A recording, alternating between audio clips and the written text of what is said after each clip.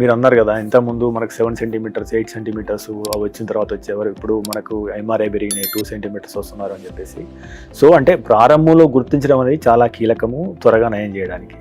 So అంటే ఒకవేళ వస్తే మన ప్రారంభ సంకేతాలు ఏ రకంగా ఉంటాయి, మనం ఎప్పుడు డాక్టర్ను వెంటనే సంప్రదించాలి? చూడండి, బ్రెయిన్ బేసిక్లీ అండి ఇట్స్ ఎన్ ఎన్క్లోజ్డ్ ఆర్గన్ అండి. చుట్టూరంతా బోన్ ఉంటుంది.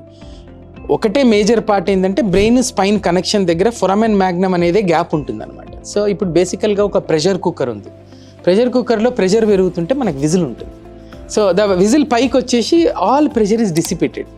Unfortunately the protective mechanism of the brain it self causes problems to it when there is an issue. So ఒక ట్యూమర్ ఉంది. ట్యూమర్ ఏంటంటే న్యూ గ్రోత్ అండి. సెల్సే నార్మల్ నీకంటే abnormal growth. అది పెరుగుతూ ఉంటే స్లోగా ప్రెషర్ పెరుగుతుంటుంది. కానీ బ్రెయిన్ టిష్యూస్ ఎట్లా ఉంటాయంటే ప్లాస్టిసిటీ అంటే దానికి కంపెన్సేటరీ మెకానిజం ఉంటుంది. ఫస్ట్ ఫ్లూయిడ్ ఉంటుంది, ఆ ఫ్లూయిడ్ని పుష్ చేస్తుంది. తర్వాత ఈ మన బ్రెయిన్ టిష్యూ అనేది కంప్రెస్ అవుతుంది. సో లాస్ట్ మూమెంట్ వచ్చే వరకు కంపెన్సేటరీ మెకానిజం ఉండేలేక సిమ్టమ్స్ లేటుగా కూడా తెలియవచ్చు అనమాట.